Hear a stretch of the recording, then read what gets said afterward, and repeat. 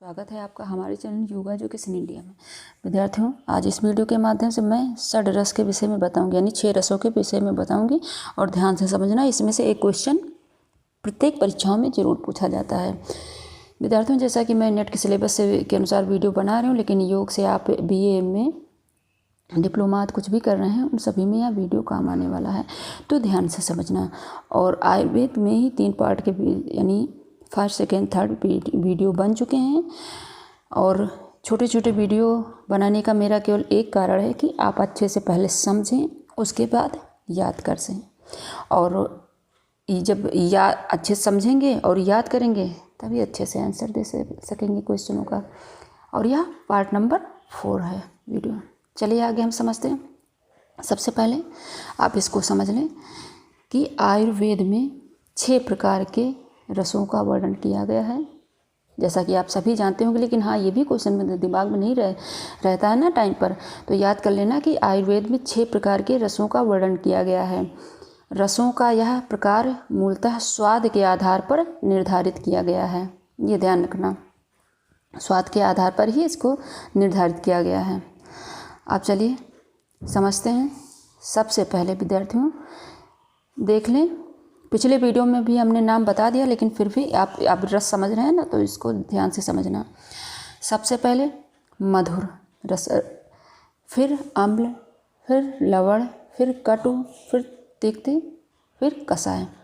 यानी मधुर नाम शब्द तो यही लिखे रहेंगे आपके सामने। जब क्वेश्चन आएगा तो मधुर, अम्ल, लवण, कटु, तिक्त, कषाय, यही शब्द लिखे रहेंगे। लेकिन समझना आपको कैसे है। मधुर को क्या कहेंगे? मधुर तो आसानी से आप समझ जाएंगे। मधुर मीठा, अम्ल खट्टा, लवण नमकीन है, कटु चटपटा, तिक्त ये कड़वा, और कड़वा कैसा? नीम जैसा कड़वा, तिक्त। और कट चटपटा, जैसे तीखा आदि को इसको समझ सकते हैं, जैसे चटपटा स्वाद होता है। कषाय कषैला, आप सभी जानते होंगे, कषैला स्वाद टेस्ट किए होंगे।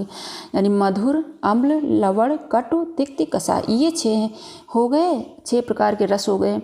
लेकिन यह ध्यान दें, इनमें से सबसे पहला रस मधुर सबसे अधिक बल प्रदान करने वाला है, यह भी ध्यान रखना। इसमें सबसे पहला रस प्रथम स्थान पर है ना, तो मधुर सबसे अधिक बल प्रदान करने वाला है।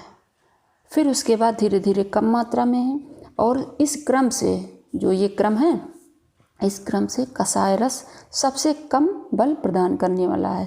कषाय रस सबसे कम, मधुर रस सबसे ज़्यादा, ये ध्यान रखना। विद्यार्थियों, जैसा कि मैं पिछले वीडियो में ही से बताते चली आ रही हूँ, इसमें भी आप समझ लें कि रस और पंचभूत, इसको पॉइंट में नोट करना कि रस और पंचभूत का जो ये मेल है, ध्यान से समझना।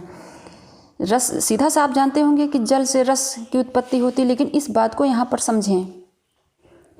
जैसा कि रस जल का स्वाभाविक गुण है, आप सभी जानते होंगे ना, जल का स्वाभाविक गुण है रस। लेकिन जल में भी रस की उत्पत्ति यानी अभिव्यक्ति तभी होती है जब यह परमाणुओं के साथ संपर्क में आता है, जब यह परमाणुओं के साथ संपर्क में आता है। अतः इस प्रकार विद्यार्थियों, रस में अलग अलग महाभूतों की प्रधानता पाई जाती है। इसी कारण अलग अलग महाभूतों की प्रधानता पाई जाती है। महाभूत वही आकाश, वायु, अग्नि, जल, पृथ्वी। अब चलिए ध्यान से समझना, क्योंकि इसमें से क्वेश्चन जरूर आते हैं। रस आपने देख ही लिया है पहले। अब रस देखो, मधुर रस में पृथ्वी और जल की प्रधानता है, यानी ये प्लस करके याद करना तो ज़्यादा आसानी से याद रहेगा आपको।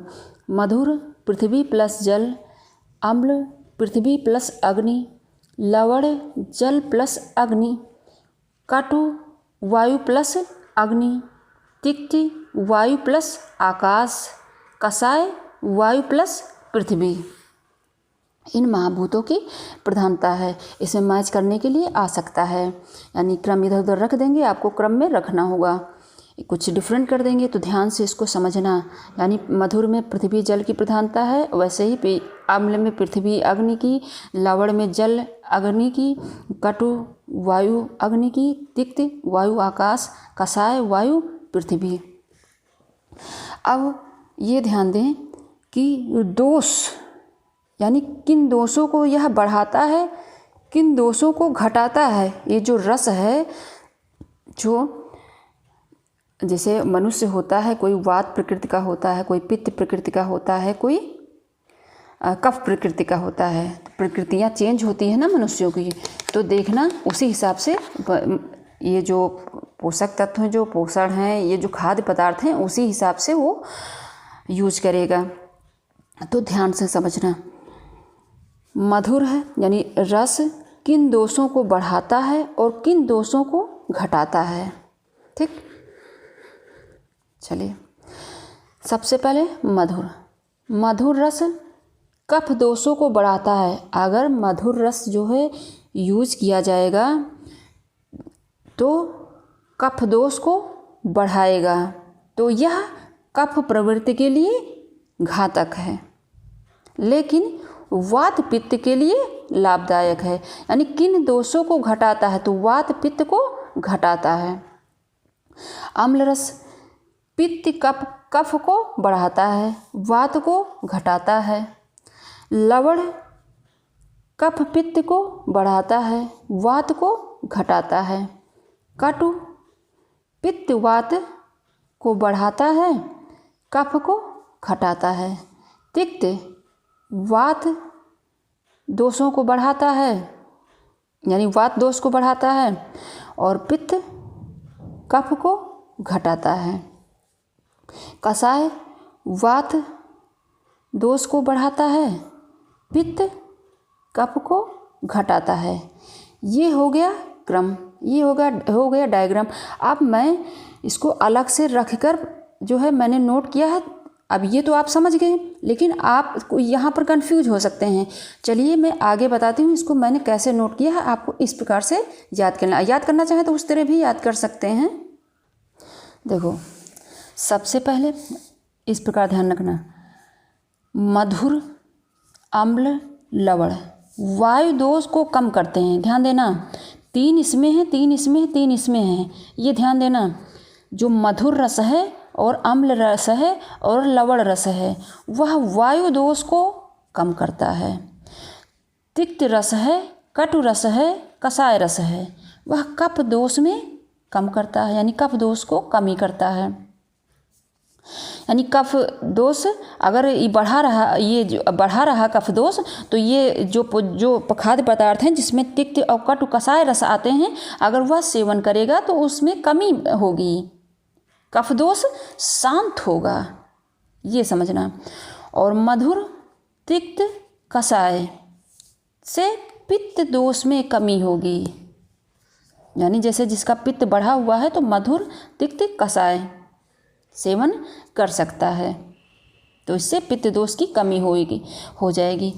अब इस प्रकार बढ़ेगा कैसे, ये देखना, हमें दोनों को नोट करना है ना, बढ़ाना और घटाना। तो देखो, मधुर अम्ल लवण कफ दोषों को बढ़ाते हैं, अम्ल लवण कटु पित्त दोष को बढ़ाते हैं, कटु तिक्त कषाय वात दोष को बढ़ाते हैं। तो इस तरह से आप याद करेंगे तो आपको आसानी से याद हो जाएगा, इसलिए मैंने इसको दोबारा से फिर से लिखकर आपको समझा दिया है। विद्यार्थियों, इन्हीं 5 भूतों से आयुर्वेद के स्तंभ त्रिदोष यानी वात पित्त कफ बनते हैं। यानी जो ये 5 भूत हैं, आकाश वायु अग्नि जल पृथ्वी, इसमें यह पॉइंट भी देख लेना कि इसी यानी महाभूतों से ही आयुर्वेद के स्तंभ त्रिदोष कौन, वात पित्त कफ बनते हैं, जैसा कि आप जो है समझते हुए आ रहे हैं। और विद्यार्थियों, इसमें जो है इन्हीं पंचभूतों की कमी या प्रधानता से रोग भी होते हैं। अगर कमी हो गई तब भी प्रॉब्लम, अगर ज़्यादा हो गई तब भी प्रॉब्लम, यानी सब कुछ बैलेंस में होना चाहिए। और आयुर्वेद को अथर्ववेद का उपवेद माना गया है। यहाँ यह भी क्वेश्चन बन सकता है, आप याद कर सकते हैं इसको।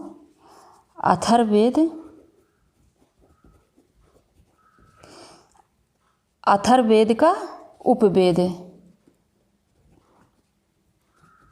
उपवेद क्या है? आयुर्वेद। ठीक, माना जाता है जिस चिकित्सा की दृष्टि से महत्वपूर्ण है, जैसा कि आप समझ ही रहे हैं। और विद्यार्थियों, यहाँ पर एक पॉइंट और समझ लें कि सांख्य व योग दर्शन सारे जड़ व चेतन जगत की उत्पत्ति पंचभूतों से मानते हैं।